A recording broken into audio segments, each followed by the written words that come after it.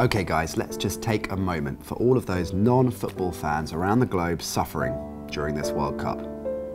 Yeah, that was Benoit Asu-Akoto before the game. Poor lad. It was nice to see some English representation heading into the knockout stages last night. However, Fred was looking a little worried after bumping into HRH earlier that day when the Royal visited a local rehab centre. So who's been the best player at the World Cup so far? Memphis Depay thinks it's this fella. What about you? Let us know in the comments below. And well, this one says it all. Let's hope you never need surgery in Mexico. Welcome to the Guardian World Cup Show News.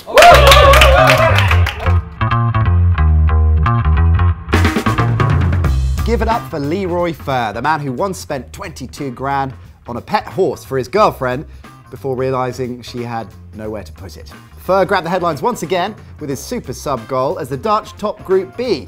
And whilst we all admired Alexis Sanchez's skills, ITV's Lee Dixon perhaps got a little bit carried away. Daley Blind wasn't so impressed with the skills of the Barcelona man either. Whilst in the post-match mix zone, Louis van Gaal battered away suggestions that Ian Robben thinks he has a golden dick. I don't know, Truss has never said that to me. We're assuming incidentally that Truss is his wife. Elsewhere in the tournament, Ian Beale's Cameroon crashed out. Neymar's hair, rather than his goals, fascinated the Twitter sphere. So if Neymar has the best hair in the World Cup, who has the worst? There's only one man capable of finding out that kind of information. Here's Marek Larwin. Oh hi Nat, here I am in London and I'm going to find out who the people think has the worst haircut at the World Cup. I think Dani Alves has changed his hair twice, 3 times since the start of the World Cup and it's getting more and more worse. I'm not a fan of Neymar's, to be honest. Balotelli. Morales with his beard, you know.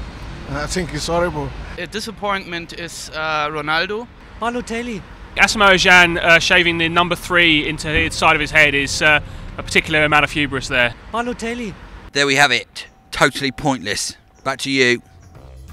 If Neymar got Twitter buzzing, it was the official cult hero of the World Cup so far, Fred, who sent it into meltdown. Having attempted to score in the first half by crawling on the floor and pushing the ball over the line with his nose, he finally got off the mark in true Fred fashion with a goal that looked offside, but the officials gave it to him anyway, presumably just to quieten the deafening media noise screaming for him to be dropped. Miguel Herrera and the Mexican team upped the ante, first by dispatching Croatia to fly into the last 16, and then by nailing the selfie of the tournament so far. Herrera won over neutrals across the globe with his sideline antics, and if you've ever wondered what would happen if an excitable toddler managed an international team at the World Cup, now you know.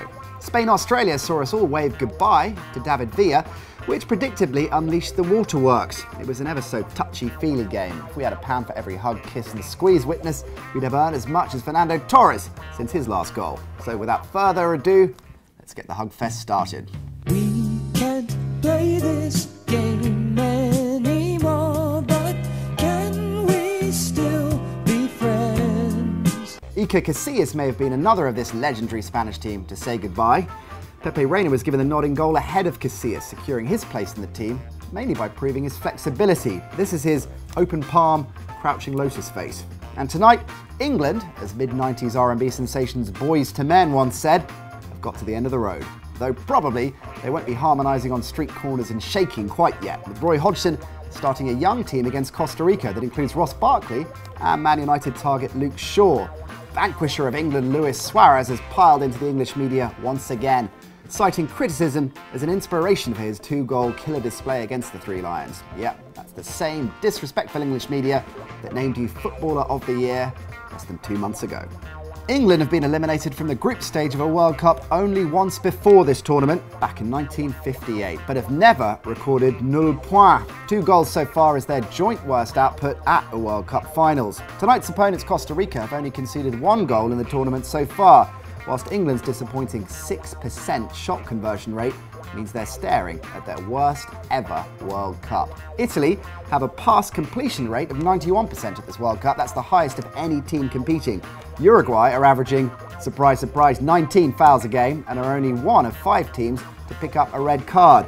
The ref for this match, Marco Rodriguez, has handed out 51 reds in 79 internationals. So the Uruguayans need to keep their cool against an Azzurri side averaging 58% possession per match. Right, that's it for the news. Coming up shortly, we got Andy Zaltzman in the house. Don't forget to subscribe, and we'll let you know when it drops. It's as simple as that. Or if you're already a fan, then why not check out some more of our content right here. See you later.